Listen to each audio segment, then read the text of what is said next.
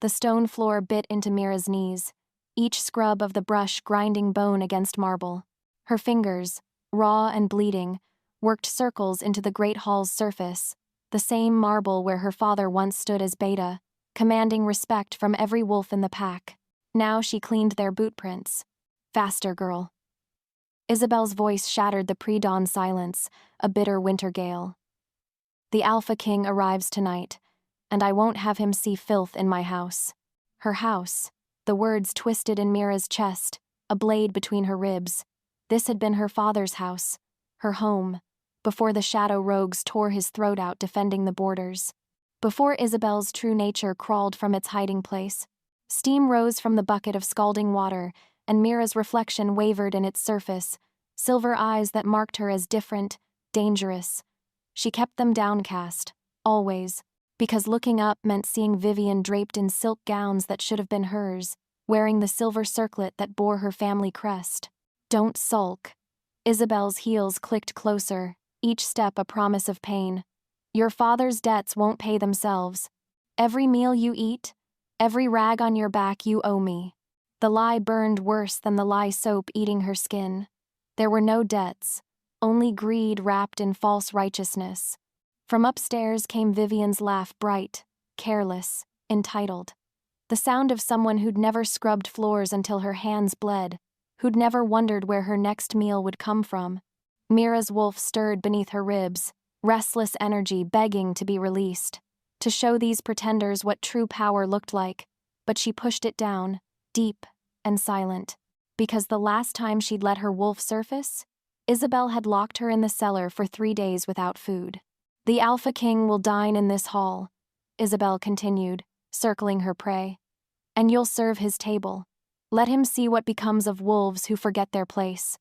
The threat choked the air, heavy and suffocating, because serving the most feared alpha in the Northern Territories while dressed in servant's rags wasn't just humiliation, it was a death sentence to any future she might have claimed. Yet something deep inside Mira's chest fluttered. Not fear, recognition. Miles away, Alpha King Dorian Blackthorne jerked awake in his traveling camp, silver eyes burning in his vision, twin flames that scorched his soul. The dream again. The same silver-eyed wolf who'd haunted his sleep for 3 years, standing beside him in a battle that would either save or damn them all. Her scent lingered even now, moonlight and wildflowers wrapping around his senses. "Find me," he whispered to the darkness, "before it's too late." The servants' quarters reeked of mildew and broken dreams. Mira pressed her back against the door, listening for Isabel's footsteps before pulling the loose floorboard free. Hidden beneath lay her father's journal, the only piece of her real life that remained untouched by grasping hands. The Moon Seer bloodline runs true in our daughter. His careful script read. Her silver eyes mark her as something ancient, something powerful. When the time comes, she will need to choose between safety and destiny. Her fingers traced the words, and warmth bloomed through her chest. Here, in faded ink, lived the father who'd called her Little Moon and promised she'd never bow to anyone. The pages whispered of gifts that died out centuries ago, seers who could glimpse fragments of fate itself, whose visions had once guided the greatest alphas to victory. Power that flowed through her veins, starlight made flesh. As if summoned by the thought, her vision blurred. Candlelight. A feast hall. Golden eyes across a table, burning with recognition that stole her breath. The vision shattered as Vivian's voice cut through the wall. "Where's my blue silk? The one with the pearls?" Mira slammed the journal shut, her heart hammering against her ribs. Because that glimpse, that moment of golden fire and desperate recognition felt more real than anything in her waking world. What terrified her wasn't the vision itself. It was how badly she wanted it to be true. 3 hours from Silverwood territory, Dorian's wolf paced beneath his skin, a cage storm demanding release. Every mile brought them closer to something. The pull in his chest grew stronger with each passing hour, a magnetic force that defied explanation. His scouts exchanged worried glances as their alpha's control frayed at the edges. "Sire?" Captain Marcus rode closer, concern etched in the older wolf's features. "Perhaps we should rest." "No."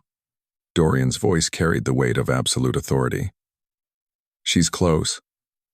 I can feel it. The silver-eyed wolf from his visions, his mate, his other half, his salvation. She waited somewhere in that territory ahead. And after 3 years of searching, of waking with her scent in his nose and her voice echoing in his ears, nothing would stop him from finding her. Not even if it meant walking into a trap. The thunder of approaching horses shook dust from the great hall's rafters. Mira crouched behind the kitchen doors, watching through the crack as Silverwood's elite gathered to greet their most dangerous guest. Alphas who'd commanded her father's respect now bowed their necks in submission, their wolves recognizing a predator beyond their understanding. Stay hidden, she whispered to herself. Stay small, stay safe. But her wolf had other ideas. The massive doors groaned open, and power flooded the hall, ancient, absolute, intoxicating. It pressed against her skin, her lungs, her very soul. Then, he stepped inside. Alpha King Dorian Blackthorne moved with lethal grace, all lean muscle and predatory elegance. His dark hair caught the torchlight, and his presence commanded attention from every living thing in the room. This was what real power looked like, not Isabel's petty cruelty, but the kind of strength that could reshape the world with a single word. Mira pressed closer to the crack in the door, desperate to see the face that had haunted her father's journals and her own fragmented dreams. Her breath caught as he surveyed the room with golden eyes that seemed to burn everything they touched. Suddenly, Dorian froze mid-stride. His head snapped toward her hiding spot, nostrils flaring like a hunting wolf catching prey scent. Terror seized her, cold, sharp, absolute. If he found her now, ragged and unworthy, Isabel would make her pay. Or worse, he might see exactly what she was and decide she was a threat to be eliminated. Mira jerked back into the shadows, pressing herself flat against the cold stone wall, her heart hammering a frantic rhythm against her ribs. Stay hidden, stay small, stay alive. Tomorrow night, Isabel's voice cut through her panic. You'll serve the Alpha King's table. Let him see exactly what you are. The words should have terrified her. Instead, hidden in the darkness with her wolf clawing at her chest, Mira felt something she hadn't experienced in years. Anticipation. The scent hit him wildflowers and moonlight, and something achingly familiar that buried itself in his lungs and refused to let go. Dorian stopped dead in the middle of his formal entrance, ignoring the bowing pack leaders and advisors. His eyes scanned the room, narrowing on the swinging kitchen doors at the far end of the hall. The scent was strongest there, calling to every instinct he possessed. She is here. His wolf clawed at his chest, demanding he tear this hall apart, stone by stone, until he found the source. 3 years of searching, 3 years of dreams and visions and desperate hope, and she was somewhere behind those doors. But the scent was already fading, masked by roasting meat and unwashed bodies, and the nervous sweat of submission. Sire? An advisor stepped forward nervously, clearly unsettled by their alpha's sudden stillness. Dorian forced his hands to unclench, his breathing to steady. He would not tear apart a host's home based on scent alone. Not yet, but every fiber of his being screamed that his mate was close, so close he could taste her presence on the air. Isabel, he said, his voice carrying deadly promise as he turned to the bowing stepmother. I look forward to meeting everyone in your household tomorrow night. The woman's smile was all sharp edges and false sweetness. Of course, Your Majesty. My family is honored by your presence. Family. He would see about that. Because whoever was hiding behind those kitchen doors, whoever carried that intoxicating scent of moon and wildflowers belonged to him, he would find her. And if anyone was keeping his mate from him, Silverwood would burn. The silver tray trembled in Mira's hands as she approached the Alpha King's table. 24 hours had crawled by since his arrival. 24 hours of Isabel's cruel smile and whispered threats. Remember your place, girl. One wrong move, and I'll tell him you tried to seduce his guards. Now the great hall blazed with candlelight, and the finest Silverwood had to offer. Pack leaders filled the long tables, their mates draped in silk and jewels. At the head table sat Dorian, looking like a dark god carved from shadows and starlight. Mira kept her eyes down as she'd been trained, focusing on the wine pitcher that could cost her life if she dropped it. But as she reached his chair, her treacherous gaze lifted. Golden fire slammed into silver moonlight. The world stopped. Every sound, the clinking of goblets, the murmur of conversation, the crackling of the hearth, faded into nothing. There was only him, only those burning eyes that saw straight through her servant's disguise to the wolf beneath. Recognition exploded between them, not the slow dawning of strangers meeting, but the violent reunion of souls torn apart and finally made whole. Her wolf surged to the surface with a force that nearly drove her to her knees, howling mine with such ferocity that she was shocked the entire hall didn't hear it. The wine pitcher slipped. Time stretched as she watched it fall, knowing that broken glass would mean Isabel's wrath, would mean strong fingers caught it before it hit the floor. Dorian's hand brushed hers as he steadied the pitcher, and electricity shot up her arm. His scent wrapped around her pine forests and winter storms and something wild and dangerous that made her mouth water. "Careful," he murmured, his voice a low rumble that vibrated through her bones. The single word carried weight beyond its meaning. "I see you. I know you. You're safe now." Around them, the hall had gone silent. Every eye was fixed on their Alpha King, waiting to see what he would do with the clumsy servant who dared to meet his gaze. Dorian smiled, slow, predatory, possessive.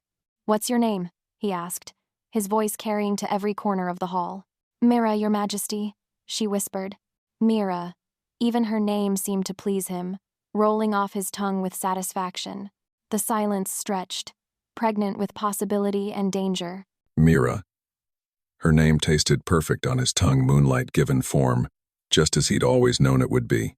Every instinct screamed to claim her immediately, to sweep her into his arms and carry her away from this place that dared to treat her as less than the goddess she was. But one look at her wide, terrified eyes stopped him cold. She was afraid, not of him, never of him, but of the consequences, of what claiming her publicly might cost. So instead of following his wolf's demands, he gave her time to compose herself.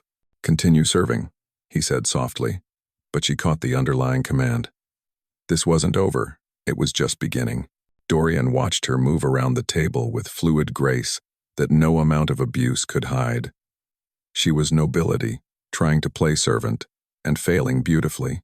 Every step revealed the training beaten into her bones, the perfect posture, the unconscious dignity, the way she moved through space as if she owned it. When she reached the last guest and turned to leave, he couldn't let her go. "Mira." The single word cracked across the hall. Every conversation died. Every wolf turned to watch.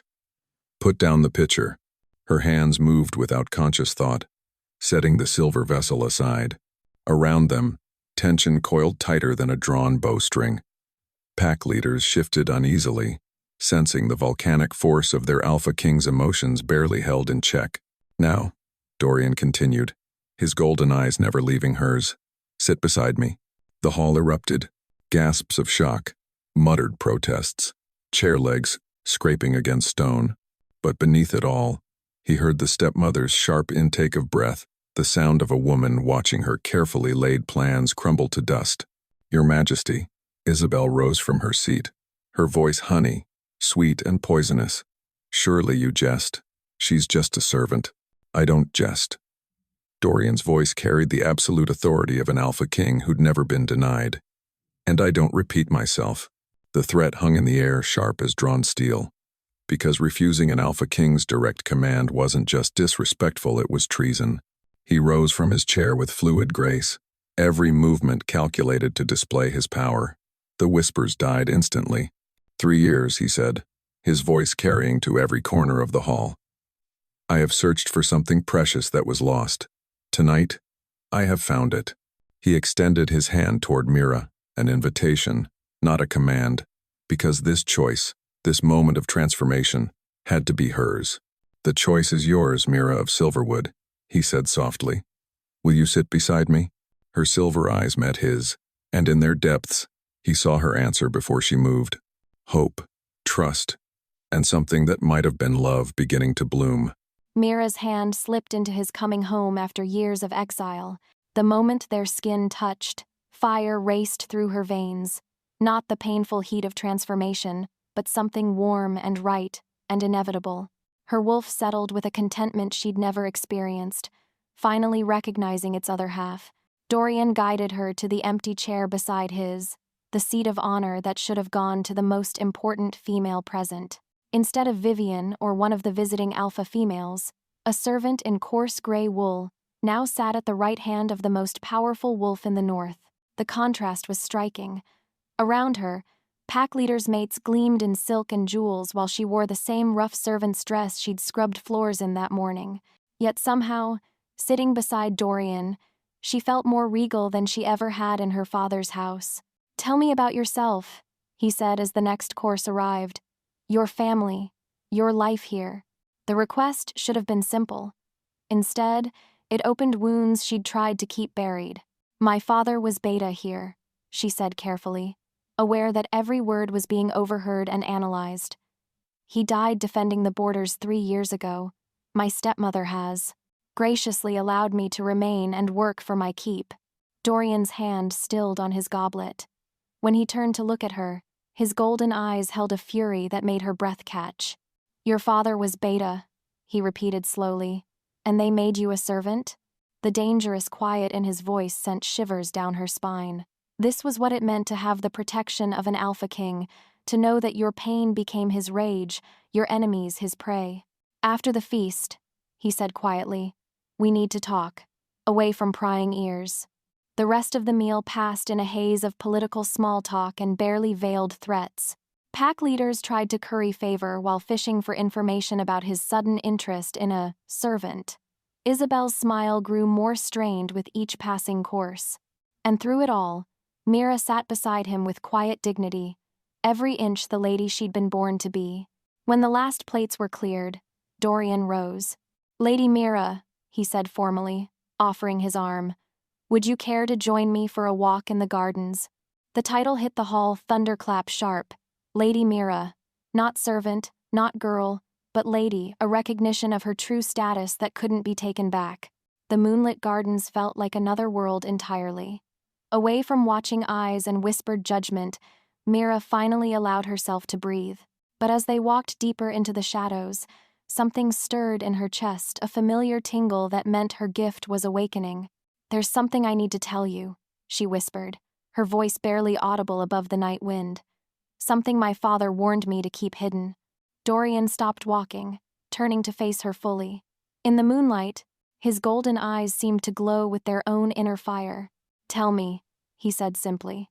As if summoned by his voice, her vision blurred. Silver light exploded behind her eyes, and suddenly she was elsewhere. A great battle.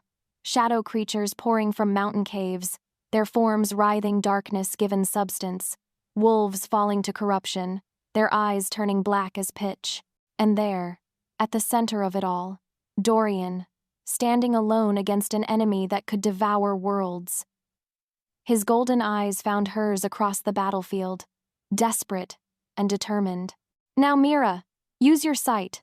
Power flowed through her like liquid starlight, silver fire that pushed back the darkness. Together, they were light against the void. The vision shattered.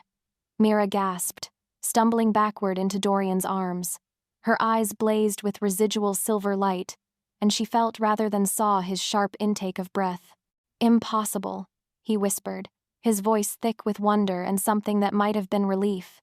"You're a Moon Seer," she finished, the words heavy with centuries of bloodshed and sacrifice.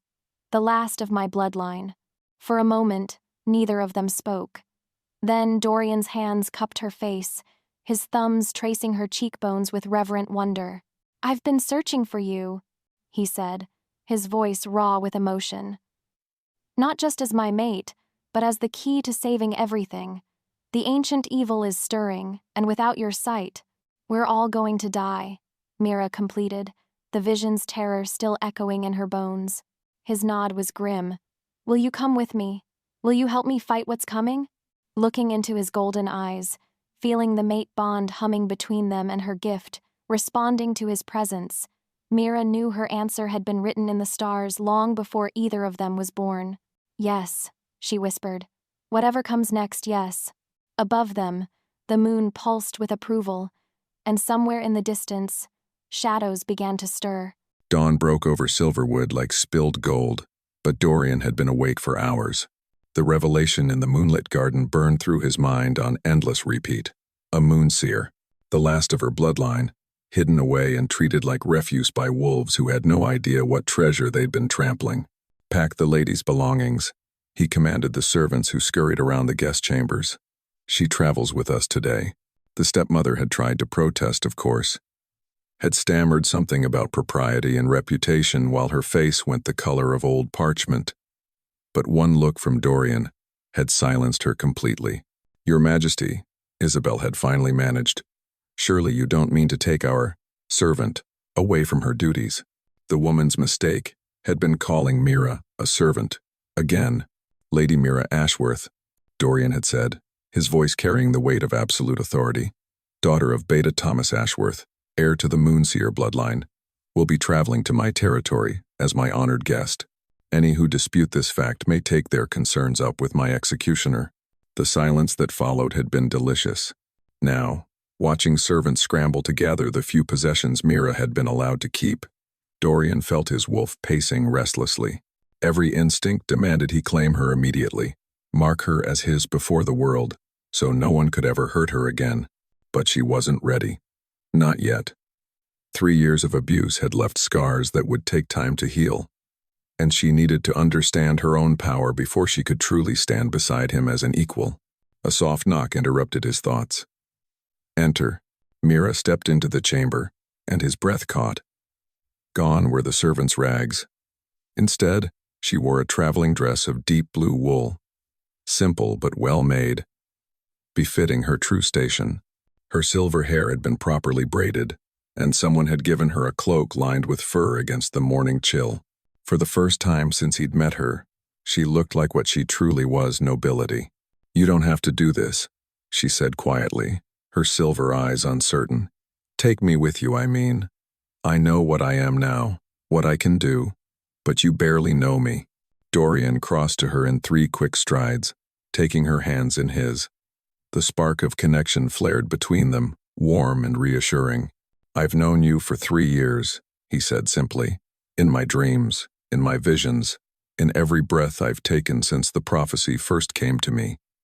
You belong at my side, Mira, not as my servant, not as my subject, but as my equal. The word mate hung unspoken between them, too powerful and too dangerous to voice yet. Her eyes shimmered with unshed tears. I don't know how to be anything other than what they made me. Then I'll teach you, he promised. We'll figure it out together. Outside, horses stamped and snorted, eager to be on the road. His guards were ready, his supplies packed. It was time to take his Moon Seer home. The northern throne lands stole Mira's breath the moment they crested the final hill. Dorian's fortress rose from the mountainside like something from her childhood. Stories all soaring towers and ancient stone, banners snapping in the wind. Below it spread a valley green with forests and silver with streams, dotted with the homes of his people. This wasn't just a pack territory. This was a kingdom. Home, Dorian said softly, his horse drawing alongside hers. Pride and something deeper colored his voice as he watched her reaction. The word hit her unexpectedly hard. Home. She'd never had one, not really. Her father's house had become Isabel's the moment he died, but this place, this felt different. Like somewhere she could belong. It's beautiful, she whispered, and meant it. The descent into the valley revealed even more wonders. Wolves in both forms moved freely through the streets of the main settlement. Children played in courtyards while their elders worked at forges and looms. Everyone they passed stopped to bow to their Alpha King, but their respect felt genuine rather than fearful. Lady Mira, Dorian said as they approached the fortress gates, I'd like you to meet my inner circle. 3 wolves waited in the courtyard, 2 men and a woman, all radiating the controlled power of born leaders. As Dorian helped her dismount, Mira tried to summon the confidence she'd felt in the moonlit garden. Marcus, my captain of guards, Dorian said, introducing a grizzled wolf with kind eyes. Elena, my senior advisor, and Kieran, who heads our network of scouts. Each offered respectful greetings, but Mira caught the curious glances they exchanged. She couldn't blame them. Yesterday she'd been scrubbing floors. Today their Alpha King was introducing her as a lady. The prophecy spoke of a silver-eyed seer, Elena said carefully. Are you? She is, Dorian confirmed before Mira could speak. The last Moon Seer, our salvation. The weight of their stares pressed down on her like a physical force. These wolves commanded armies, advised kings, made decisions that affected thousands of lives. What did she know about any of that? As if sensing her doubt, Dorian's hand found the small of her back warm and steadying. She'll need quarters befitting her station, he continued. The Moonlight Suite, I think. Of course, Your Majesty. Elena's tone held no judgment, only acceptance. I'll see it prepared immediately. As they moved toward the fortress entrance, Mira felt something shift in her chest. Not her wolf, but her gift, responding to the ancient power that saturated this place. Then her vision blurred, and she was elsewhere. The fortress under siege. Shadow creatures scaling the walls while wolves fought desperately below. Blood on the stones, screams in the air, and somewhere in the chaos, a darkness so complete it seemed to swallow light itself. The vision shattered as Dorian caught her swaying form. What did you see? He asked urgently. Danger, she whispered, her voice shaking. It's coming here. Soon. Around them, his advisors exchanged grim looks, because apparently their salvation had arrived just in time. The war room had never felt smaller, with 6 of his most trusted advisors crowded around the ancient oak table.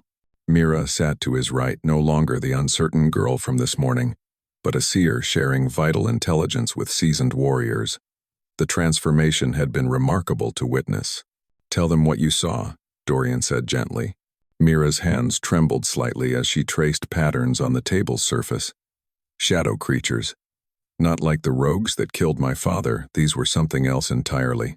Pure darkness given form. And they moved with purpose. How many? Marcus asked, his soldier's mind already calculating defenses. Hundreds, maybe more. Mira's silver eyes met each of theirs in turn. They came from the Forbidden Mountains, from caves that go deeper than any wolf has ever explored. Elena leaned forward, her face grave. The ancient texts speak of such things, creatures that existed before the first wolves walked these lands. They were supposed to be sealed away. Supposed to be, Kieran agreed grimly. But the scouts we sent toward the mountains 3 days ago haven't returned, and the border packs have gone silent. Dorian felt the familiar weight of leadership settle on his shoulders. These wolves looked to him for answers, for protection, for the strength to face whatever was coming. But for the first time in his reign, he wasn't facing it alone. There's more, Mira said quietly. In my vision, I saw the source, not just the creatures, but what commands them. The room held its collective breath, an entity, something that feeds on fear and discord, that grows stronger with every wolf it corrupts. Her voice dropped to barely above a whisper. It's been waiting in the deep places, gathering power, and now it's ready to reclaim what it believes is rightfully its. The world, Dorian said, understanding flooding through him. Mira nodded. Our world, the human world, everything. Silence stretched between them, heavy with the weight of impossible odds. Can it be stopped? Elena asked. Mira's eyes found Dorian's, and in their silver depths, he saw both hope and frustration. The prophecy says only the combined power of alpha strength and seer sight can reseal it, she said. Our bond, our united abilities, that's the key. Relief flickered across the faces around the table. A solution that didn't require an army they didn't have. But, Marcus prompted, sensing there was more. Mira's brow furrowed, and she pressed her fingers to her temples. There's a final line in the prophecy. Something about the price that must be paid. But every time I try to see it clearly, it's shadowed. Like something is deliberately hiding it from me. Dorian leaned forward. What do you mean, shadowed? I can feel the words are there, she said, frustration coloring her voice. But they're wrapped in darkness, protected somehow. Maybe when my abilities grow stronger, when our bond deepens. Then we train, Dorian said decisively. We develop both your gift and our connection until nothing can hide from your sight. Around the table, his advisors nodded. A plan they could work with, a goal they could achieve. None of them suspected that some truths were hidden for good reason. Outside the fortress walls, shadows gathered in the distant mountains, and something ancient and hungry began to stir, pleased that its greatest secret remained safe. The training ground behind the fortress had become Mira's second home over the past week. Elder Theron, Dorian's oldest advisor, stood before her with the patience of someone who'd lived through 3 centuries of war and prophecy. His white hair gleamed in the morning sun as he guided her through another vision exercise. "Breathe, child. Let the sight flow through you, not against you." Mira closed her silver eyes and reached for the gift that had once terrified her. Now, with Dorian's mate bond anchoring her and proper training sharpening her focus, the visions came easier, clearer. Flashes of the present wolves training in distant territories, scouts moving through forests, ordinary moments of pack life across the northern lands. "Good," Theron murmured. "Now reach further, touch the edges of what's coming." She pushed deeper, her consciousness stretching like fingers through time. Shadow creatures massing in mountain caves, darkness spreading like poison through the earth. And always, that final line of prophecy dancing just out of reach, wrapped in impenetrable blackness. "I still can't see it," she gasped, opening her eyes in frustration. "The hidden words, they're there, but something is protecting them." "Perhaps that protection exists for good reason," Theron said gently. "Some knowledge comes only when we're ready to bear its weight." Across the training ground, Dorian sparred with Marcus and 2 other guards simultaneously. His movements were fluid grace and controlled power, every strike precise and devastating. Her wolf purred with appreciation, recognizing the strength of its mate. As if sensing her attention, Dorian's golden eyes found hers across the distance. The mate bond hummed between them, warm and reassuring, and she felt her gift respond to his presence. "Again," she said to Theron, "I want to try again." But this time, as she reached for the shadowed prophecy, something pushed back, not hiding the words, actively repelling her sight with a force that made her cry out. Dorian was beside her in an instant, catching her as she swayed. "What happened?" he demanded, his voice tight with concern. "Something doesn't want me to see," Mira whispered, her head pounding. "The harder I try to read the final line, the more it fights me." Theron's ancient eyes grew troubled. "In my experience, such resistance usually means the knowledge would change everything, perhaps even prevent us from acting at all." The words sent ice through Mira's veins. Because what could be so terrible that knowing it would paralyze them completely? The ancient archives beneath the fortress had stood for over 1,000 years. Dorian moved through the dusty corridors with Mira at his side, searching for any text that might shed light on the hidden prophecy. If her gift couldn't pierce the veil, perhaps mortal research could find another way. "Here," Mira said suddenly, stopping before a shelf of particularly old volumes. "Something is calling to me." The book she pulled free was bound in black leather, its pages yellow with age. As she opened it, words blazed across the parchment in silver fire, visible only to her seer sight. "The prophecy of the last seal." She read aloud, her voice growing stronger. "When shadow rises and darkness wakes, 2 souls bound by fate's design shall stand against the void. Alpha strength and seer sight, united as one, shall be the key to victory." "That's what we already know," Dorian said. "What about the rest?" Mira's face went pale as she continued reading. "But know this truth. Ye who would save the world, the seal can only be restored through willing sacrifice. One soul must pay the price of eternity, surrendering life and love to bind the darkness forever." The words hung in the air between them, heavy with terrible finality. "No," Dorian said immediately. "There has to be another way." The next line, Mira's voice cracked.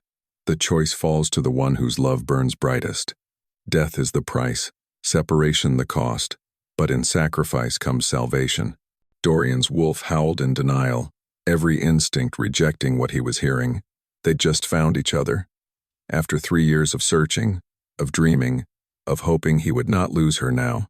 "We'll find another way," he said fiercely, taking her hands in his. "Prophecies can be wrong. They can be misinterpreted. But Mira's silver eyes held a knowledge that cut him to the bone. "There's more," she whispered, a warning. "Any attempt to avoid the sacrifice will result in the seal's failure and the entity's permanent freedom. The choice is simple: one life, or all life." The magnitude of it crashed over them. Not just their love at stake, but every wolf, every human, every living thing on Earth. "I'll do it," Dorian said without hesitation. "If a life must be given." "No." Mira's voice was steel wrapped in silk. "You're the Alpha King.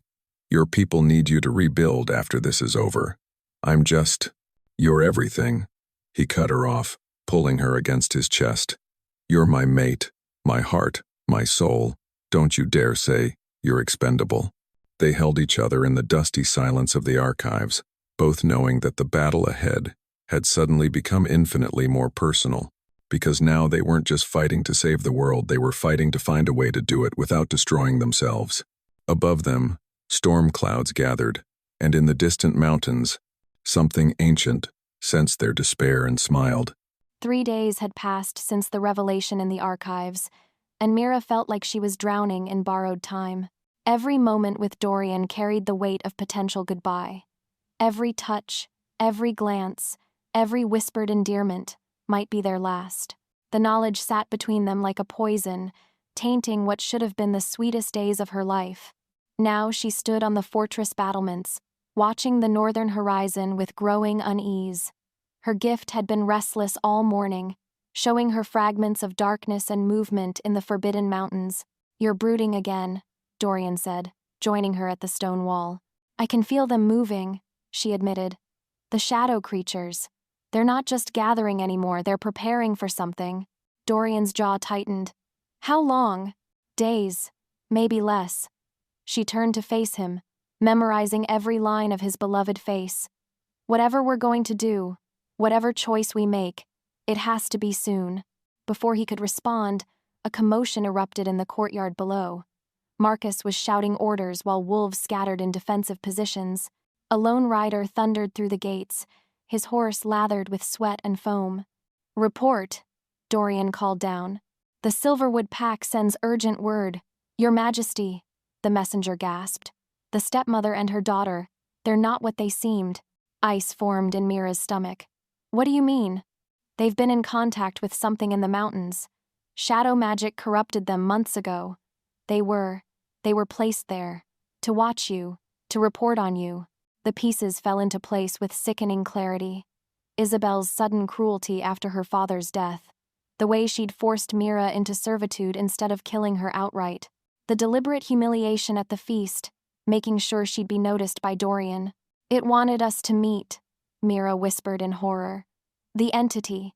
It needed us to bond, needed our powers to unite so it could." "So it could what?" Dorian demanded. Her vision blurred as the terrible truth revealed itself. The sacrifice wasn't just death, it was a ritual. Their combined power, released through willing death, would tear a hole between worlds. The entity wouldn't just escape its prison, it would have a permanent gateway to spread its corruption. "It's been planning this for years," she gasped. "The prophecy, the sacrifice, it's all a trap. We're not the solution, we're the key to its freedom." Around them, shadows began to gather despite the afternoon sun, because somewhere in the mountains, an ancient evil had grown tired of waiting. The real battle was about to begin. The revelation that they were walking into a trap should have paralyzed them with despair. Instead, as Dorian paced the war room with his advisors scrambling to process this new intelligence, he felt something unexpected clarity. "So the entity planned our meeting," he said, his voice cutting through the panicked discussions. "It corrupted the stepmother to ensure Mira would be exactly where I'd find her. Fine. That doesn't change what we are to each other. Your Majesty," Elena said carefully, "if the sacrifice is truly a trap, then we don't sacrifice," Dorian said simply. "We find another way." Marcus cleared his throat. "Sir, the prophecy was clear. Without the willing sacrifice, forget the prophecy." Dorian's voice carried the absolute authority of an Alpha King who'd made his decision. "Every prophecy can be rewritten. Every fate can be changed. We just have to be strong enough to forge a new path." He turned to find Mira standing in the doorway, her silver eyes bright with something that looked like hope. "You mean that?" she asked softly. "I mean that if this entity thinks it can manipulate our love for its own ends, it's about to learn exactly how wrong it can be." Dorian crossed to her in 3 strides, taking her hands in his. "Mira Ashworth, I claim you as my mate. Not because some prophecy demands it, not because fate decreed it, but because I choose you, every day, for the rest of our lives." The mate bond flared between them, stronger than ever. But this time, instead of the gentle warmth they'd felt before, power crackled in the air, raw, untamed energy that made every wolf in the room take a step back. "I claim you too," Mira whispered, her eyes blazing silver. "Whatever comes next, we face it together." The marking happened without conscious thought, his canines lengthening as he pressed his lips to the curve of her neck, her own wolf rising to meet his claim with fierce joy. Power exploded outward from their joined forms, rattling the windows and making the very stones of the fortress hum with energy. When it faded, they stood transformed. Not just mates now, but something new, a bonded pair whose combined abilities had transcended what either could achieve alone. "Well," Marcus said shakily, "that was intense." Dorian felt the change in every cell of his body. His strength had doubled, maybe tripled, and through the bond, he could sense Mira's gift expanding, her sight reaching further than ever before. "Let the entity try to trap us now," he said grimly. "It may have planned our meeting, but it never counted on this." Outside, thunder rumbled across clear skies, and something in the mountains roared its fury at the unexpected defiance. The mating bond had changed everything Mira thought she knew about her gift. Where once her visions had been fragments and glimpses, now she could see vast swaths of time and possibility. The present, the past, even potential futures spread before her like an open book, which was how she saw them coming. "Dorian," she called, bursting into the training courtyard where he was testing his new strength against 6 guards simultaneously. "We have to evacuate the fortress. Now." He spun toward her, the guards forgotten. "What did you see?" "Isabel and Vivian. They're not just corrupted, they're leading an army of shadow creatures straight toward us. They'll be here within the hour." Around them, wolves scattered to carry out emergency protocols. But Mira's attention was fixed on the vision still unfolding behind her eyes. Thousands of shadow creatures pouring down the mountainside like a black tide. At their head, Isabel and Vivian, but transformed their eyes pure darkness, their forms wreathed in living shadow. And behind them all, a presence so vast and hungry it made her soul recoil. "There's more," she gasped. "The entity isn't just using them as pawns. It's possessing them, using their bodies as anchors to exist in our world." Dorian's face went grim. "Can it do that with others?" "Anyone who's been touched by shadow corruption, every wolf it's turned, every pack that's gone silent, they're all potential vessels now." The magnitude of the threat hit them both. This wasn't just an army they were facing, but the entity itself, multiplied across hundreds of corrupted forms. "The other packs," Dorian said urgently. "Send word. Tell them to evacuate anyone showing signs of corruption. If the entity can jump between hosts—" "It's too late for that," Mira interrupted, her vision shifting to show her distant territories. "It's already spread. Half the northern packs are compromised." An explosion shook the fortress walls. Through the windows, they could see a black tide cresting the hills, shadow creatures moving with terrifying coordination, their eyes glowing like malevolent stars. "My lord," Marcus appeared at Dorian's shoulder, his face pale. "The evacuation routes are cut off. We're surrounded." Mira felt her new gift surge, showing her every possible escape route, every tactical option. They all led to the same conclusion. "We can't run," she said quietly. "This was always meant to be a trap. The entity forced us together, knowing we'd bond, knowing our combined power would be exactly what it needed." "Needed for what?" Dorian demanded.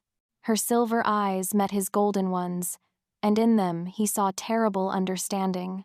"To break the final seal," she whispered. "Our mating bond, it didn't just increase our power. It created the exact key the entity needs to escape its prison forever." Outside, Isabel's corrupted voice rang out across the courtyard, multiplied by shadow magic until it shook the very stones. "Come out, little Moon Seer. It's time to fulfill your destiny." The fortress walls had withstood 1,000 years of war, but they'd never faced an enemy like this. Dorian stood on the battlements, watching shadow creatures scale the ancient stones like living darkness given form. His archers' arrows passed harmlessly through their writhing bodies, while his strongest warriors found their claws and fangs useless against enemies that reformed instantly from any wound. "Fall back to the inner keep," he commanded, his voice carrying over the sounds of battle. "Seal the gates and prepare for siege." But even as he gave the orders, he knew it was futile. These creatures didn't need to break down doors, they seeped through cracks, flowed under barriers, reformed inside supposedly secure spaces. Through the mate bond, he felt Mira's terror and determination in equal measure. She was in the great hall with Elena and the other civilians, using her gift to predict the creature's movements and guide defenders to where they were needed most. "Dorian," her voice whispered through their connection, "I can see what it's planning. The entity, it's not trying to kill us, it's hurting us. Hurting us where? The heart of the fortress, where the old wards are strongest. It needs us to go there willingly, to use our combined power in the exact spot where the original seal was forged." Understanding crashed over him. The entity wasn't just using their bond as a key, it was using their love against them.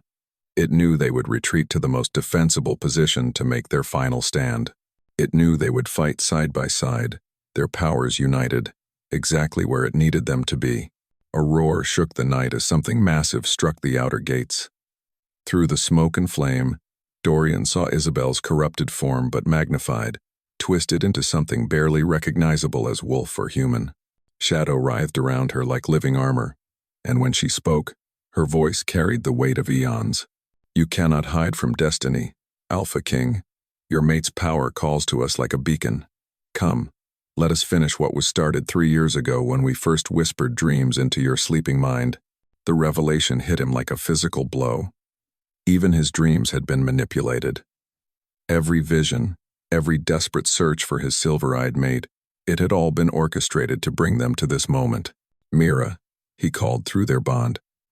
"Whatever happens, don't let me complete the ritual. If I try to use our combined power, I won't let them win," she replied fiercely. "We'll find another way. We have to." Around him, the fortress burned as shadow creatures poured over the walls in an endless tide. Soon they would be forced back to the great hall, then to the inner chambers, then finally to the heart where the ancient wards hummed with power. But as Dorian drew his sword and prepared to sell their retreat as dearly as possible, he made a silent vow. The entity might have manipulated their meeting, might have orchestrated their bond, might even have planned their love, but it had made one crucial mistake. It had given them something worth fighting for, and that might just be enough to rewrite destiny itself. The great hall had become a nightmare of shadow and flame. Mira pressed her back against the ancient tapestries, watching in horror as Dorian's elite guards fell one by one to creatures that reformed faster than they could be destroyed. The mate bond carried his desperation to her every tactical decision, every desperate gambit failing against an enemy that defied all natural law. "My lady," Elena gasped, stumbling toward her with blood streaming from a gash on her forehead. "The inner chambers are compromised. They're flowing through the walls themselves." Through her enhanced sight, Mira could see the truth: shadow creatures seeping through stone like water, bypassing every defense to surround them completely. But worse than that, she could see the entity's true plan unfolding with horrifying precision. Every retreat is planned. Every defensive position is exactly where it wants us to go. "We're being herded," she whispered, the revelation hitting her like ice water.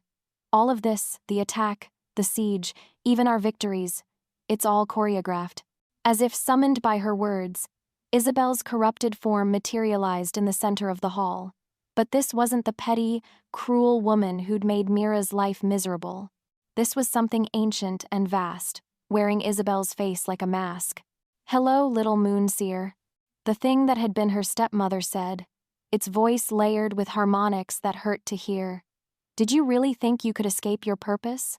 We have been planning this moment for centuries." Mira felt her gift surge, showing her flashes of the entity's true history, how it had waited in the deep places, influencing events across generations to create this perfect moment of convergence. Your father's bloodline, the entity continued through Isabel's mouth. The prophecies that drove your mate to search for you.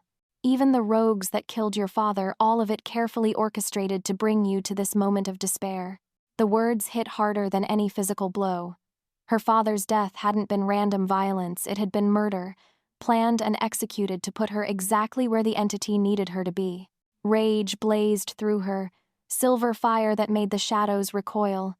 But before she could act on it, Dorian burst through the hall's main doors, his sword gleaming with shadow-black blood. "The keep is lost," he said grimly, moving to her side. "This is our last defensive position." Through the mate bond, Mira felt his growing desperation. His strength was vast but finite. The creatures were endless. "Then it's time," the entity said with satisfaction. "Time to complete the ritual that will free us forever." Around them, shadow creatures closed in like a living noose, forcing them toward the hall's center, toward the ancient stones where the original seal lay buried. Exactly as it had always planned.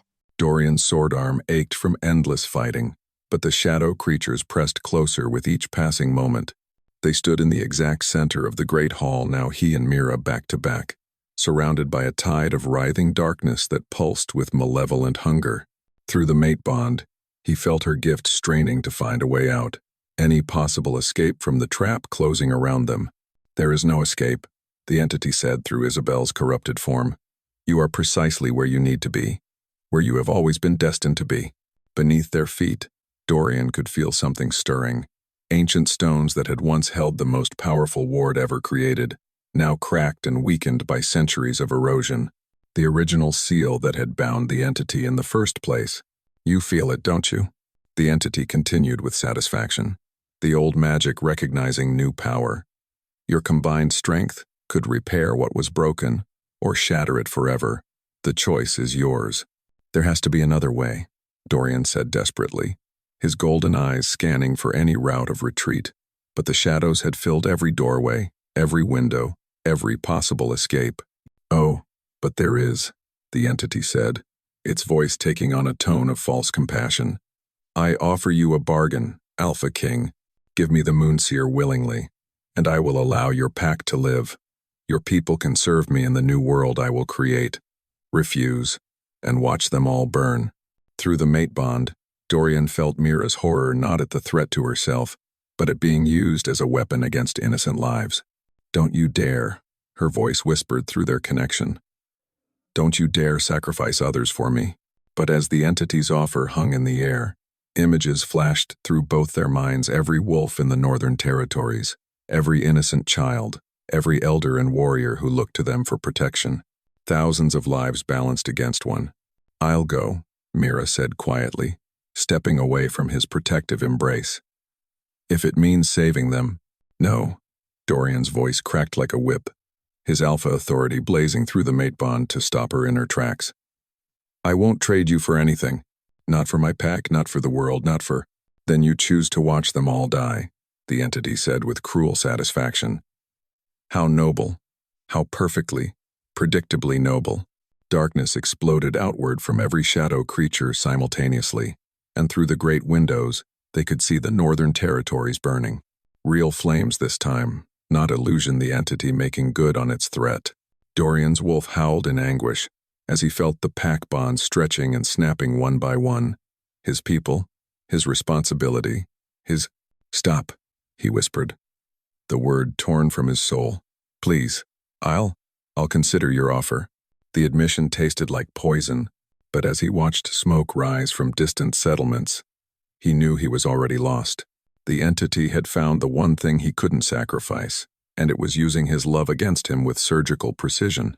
The moment Dorian's resolve cracked, Mira felt something inside her chest shatter like glass. Through the mate bond, she experienced his anguish as if it were her own, the impossible weight of choosing between her life and thousands of others. The entity had found their weakness and exploited it with ruthless efficiency. "Dorian, no," she whispered, reaching for him as shadows began to coil around her wrists like chains. Don't let it win. Please. But his golden eyes held a grief so profound it stole her breath. This was what it looked like when an alpha's protective instincts broke him, when the choice between mate and pack became too terrible to bear. "I'm sorry," he said, his voice hollow with defeat.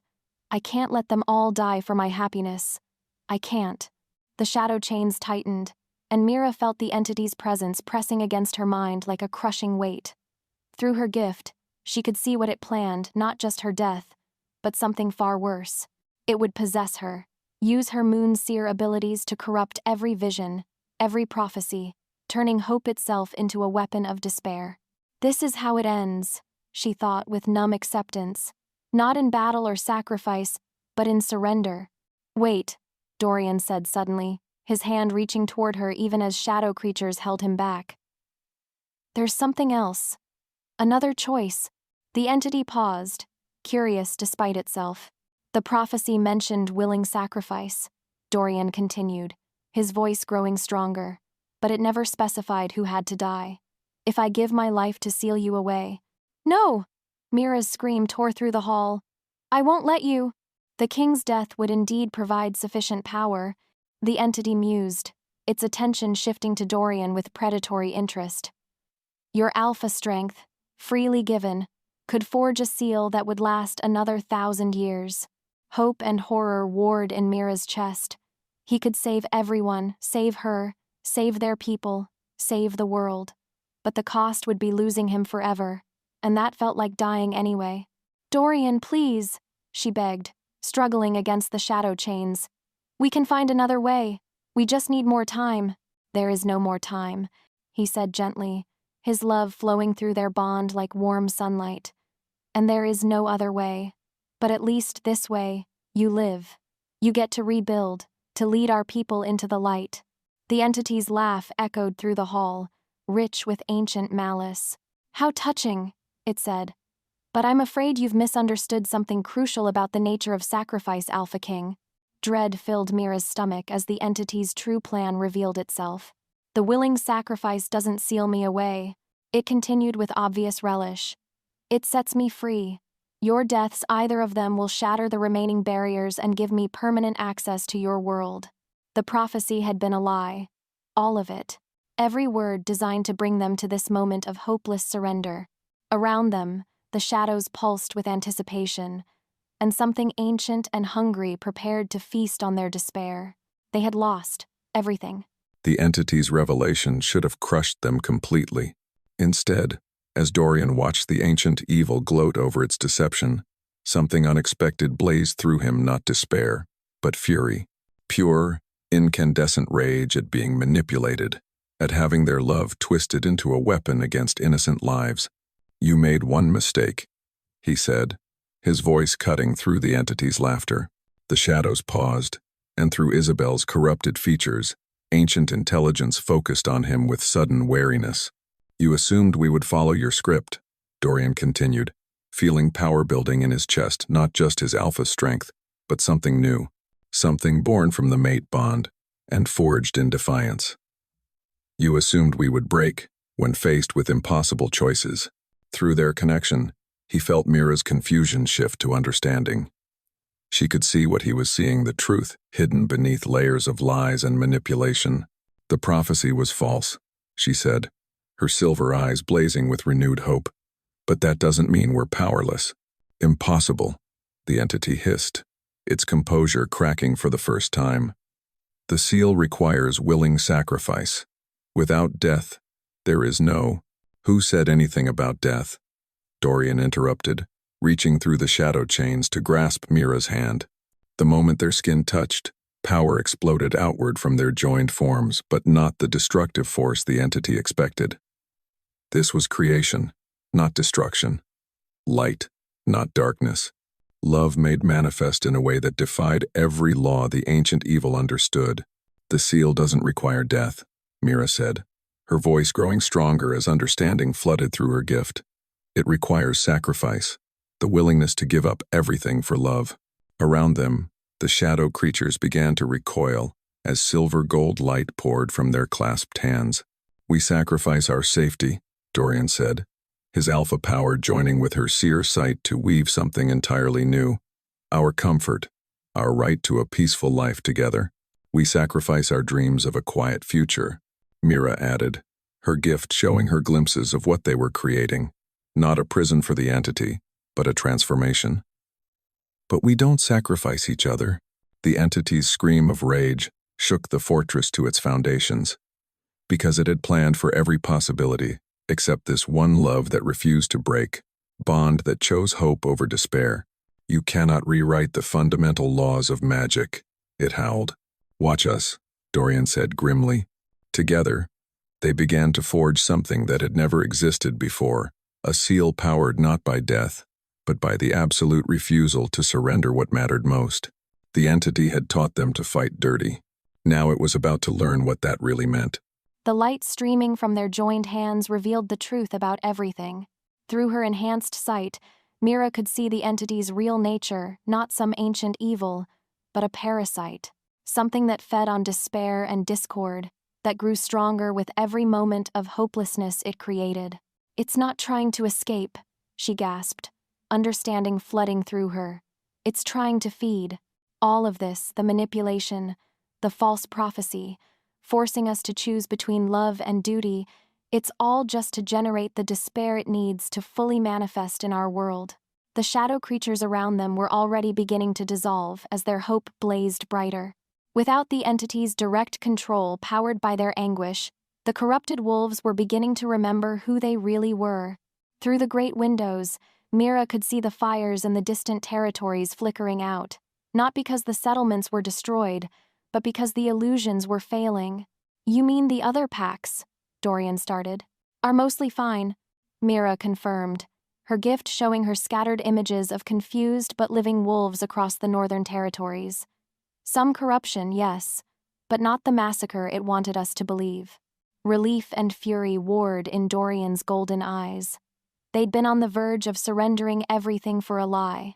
So, how do we actually stop it? He asked. Mira's vision blurred as she reached deeper into her gift than ever before, following threads of possibility into futures that sparkled with silver fire. We starve it, she said simply. The entity feeds on negative emotion, fear, despair, hopelessness, but what we're creating together. The light from their bond pulsed brighter, and she could feel the entity's growing panic through its connection to the dissolving shadow creatures.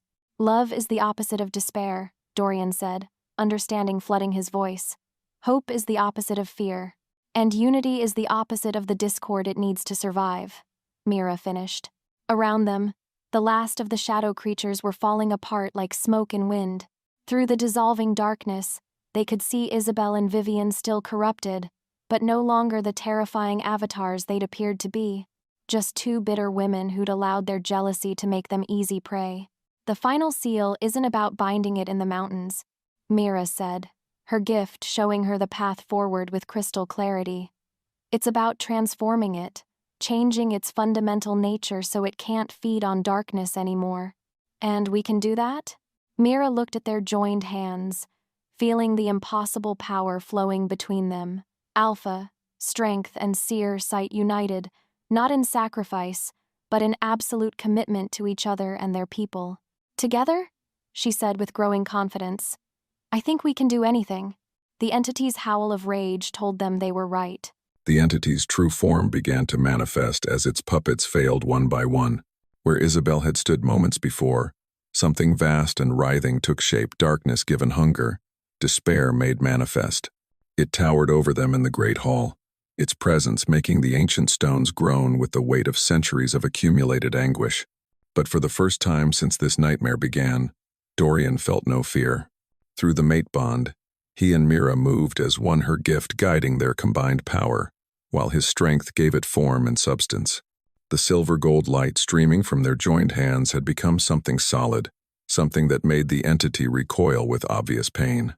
You think your pitiful bond can stand against eons of power? The entity raged, its voice echoing from everywhere and nowhere. I have devoured civilizations. I have turned hope itself into ash. And that's exactly why you're going to lose, Dorian said calmly, feeling Mira's absolute certainty flowing through their connection. The transformation they were working wasn't violent or dramatic. It was subtle, persistent, inexorable. Every shadow the entity controlled grew a little lighter. Every corrupted wolf remembered a moment of joy. Every whisper of despair found itself answered by stubborn hope. The Moon Seer bloodline wasn't meant to see the future, Mira said, her voice carrying new authority as her gift evolved in real time. It was meant to create it, to take what is and transform it into what should be. Through their bond, Dorian felt her power reaching out across the northern territories, not just seeing the corruption that had spread, but actively healing it, turning shadow back into light, despair back into hope, discord back into unity. The entity's form began to waver as its food source disappeared. "This is impossible," it whispered, its voice losing the terrible harmonics that had shaken stone. "You cannot simply choose to rewrite reality." "Watch us," Dorian said, echoing his earlier defiance. But this time, they weren't fighting. They were creating, building something new from the ruins of what the entity had tried to destroy. Around them, the great hall began to change. The ancient stones brightened, the shadows lifted, and through the windows they could see the first rays of true dawn breaking over the mountains. "Last chance," Mira said, her silver eyes fixed on the entity's wavering form. "You can fight this and be destroyed, or you can let us transform you into something that creates instead of consumes."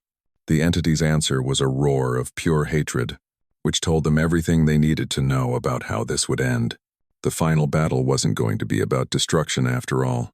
It was going to be about the most radical act of all, choosing to save even your enemy. The entity's roar of hatred was its final mistake. The moment it chose destruction over transformation, Mira felt her gift surge beyond anything she'd ever imagined possible.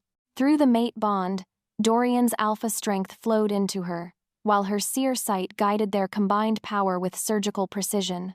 But this wasn't the violent confrontation the entity expected. Instead of attacking its darkness, they simply replaced it. "I see what you were," Mira said, her voice carrying across dimensions as her enhanced sight pierced through eons of accumulated rage. "You weren't born evil. You were born from the first great loss, the first moment when love was torn away and left nothing but hunger behind."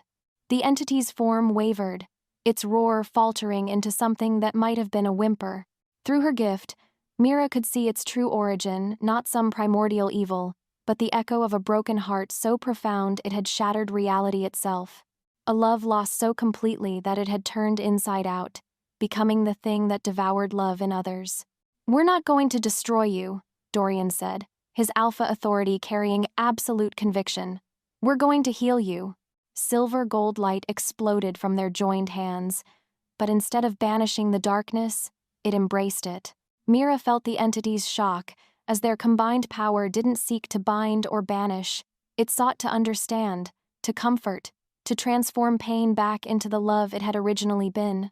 "No," the entity whispered, its voice losing all its terrible harmonics. "I am beyond redemption. I am—" "You are what we choose to make you," Mira interrupted gently, "just as we chose to make our love stronger than your despair." The transformation happened in an instant and across eternity.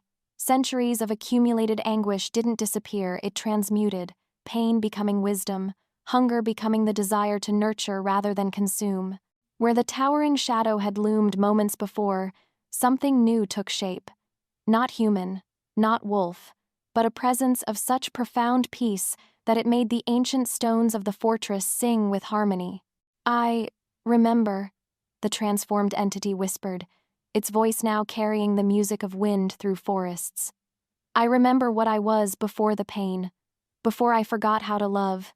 Around them, the great hall blazed with dawn light, and through the windows they could see wolves across the northern territories, raising their voices in howls of pure joy.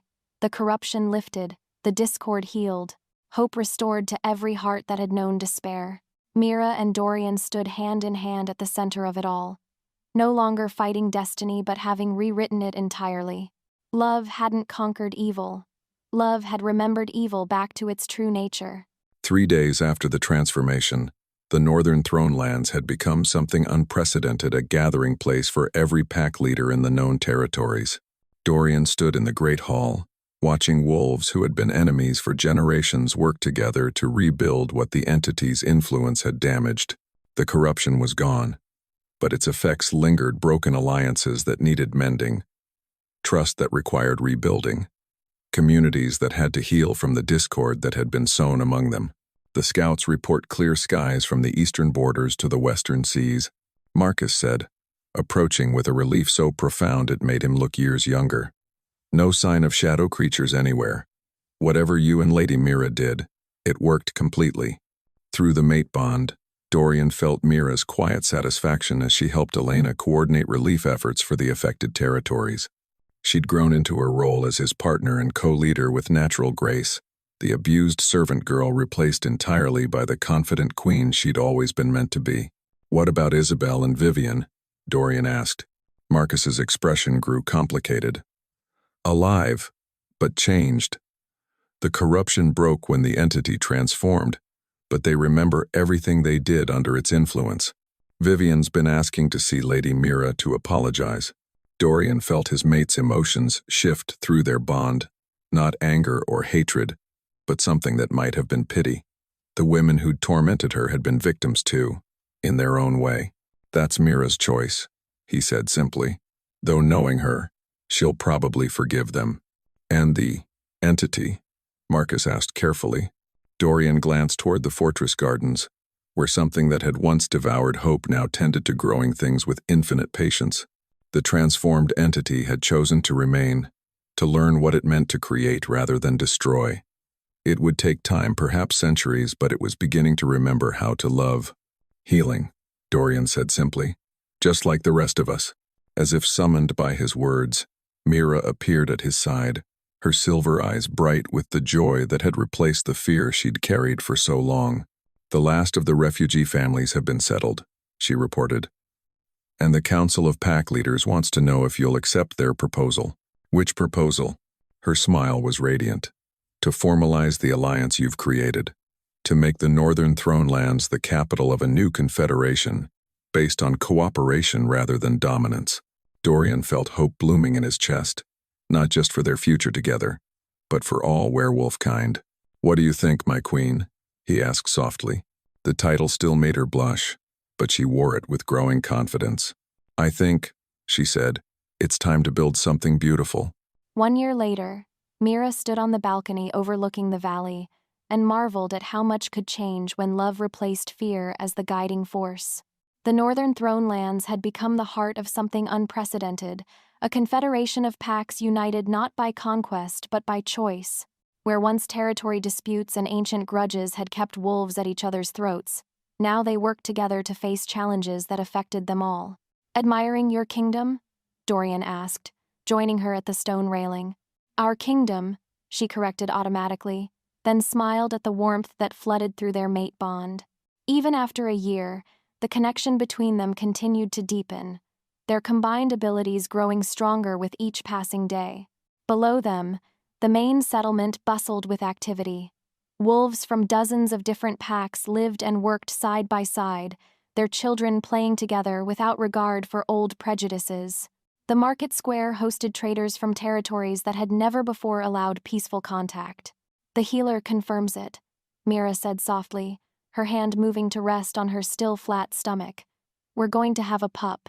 Dorian's sharp intake of breath was followed by joy so intense it nearly knocked her over through their bond.